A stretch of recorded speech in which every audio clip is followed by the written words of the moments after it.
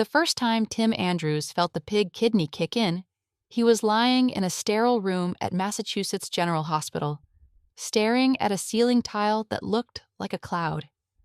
It was January 2025, and outside Boston, snow muffled the city into silence. Inside, a machine that had been his jailer for 3 years, dialysis, sat unplugged in the corner, finally obsolete. Tim had been 48 when his own kidneys surrendered to diabetes. For 36 months, he'd been tethered to tubes every other night, watching his daughter's soccer games through a hospital window, his skin gray, his dreams shrinking to the size of a recliner. Then came the call, a kidney from a pig, gene-edited 69 times, grown in a lab in Maryland, flown in under ice. They wheeled him into surgery at dawn. The pig kidney, pink, plump, the size of a fist, was smaller than his own had been, but it pulsed with engineered perfection. The surgeons, led by Dr. Tatsuo Kawai, made the incision, connected the vessels, and waited 10 minutes, 30, an hour. No explosion of immune fury, no blackening of tissue. Just the soft, steady throb of alien life taking root in a human body.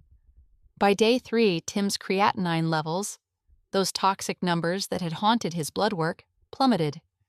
By day 7, he walked the hallway without a cane. By day 30, he was home, grilling steaks in his backyard, the pig kidney filtering his blood like it had always belonged there.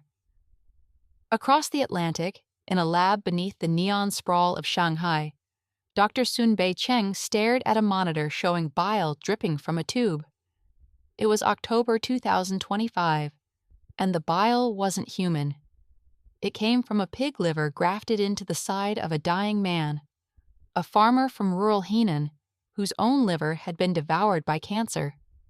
The pig liver was auxiliary, a sidekick meant to buy time. But for 38 days, it did more than that. It produced clotting factors. It cleared toxins. It kept the man alive long enough to see his granddaughter's first birthday. The farmer died on day 171, not from the pig liver, but from the cancer that had already won. Still, the liver never rejected. It never failed. It simply worked, quietly, faithfully, until the end. Back in the U.S., on November 3, 2025, a 62-year-old woman named Maria Gonzalez became the first patient in a clinical trial. Her kidneys had failed years ago from lupus. She'd been on the transplant list for 5 years, her name buried under 100,000 others. Then came the UKidney, Revivicor's 10-edit masterpiece. The surgery took 4 hours. When she woke, the nurses told her the pig kidney was already making urine. Clear, golden, perfect. Maria's daughter, a nurse herself, cried in the hallway. "It's like she got a second chance from a farm animal," she whispered.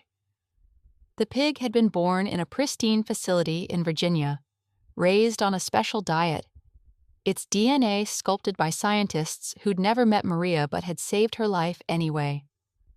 The pigs themselves live in a world apart, in Blacksburg.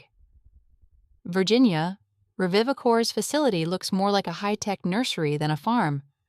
The animals, white, pink-eyed, impossibly clean, waddle in climate-controlled pens. Their genomes are mapped before birth. The ones chosen for organs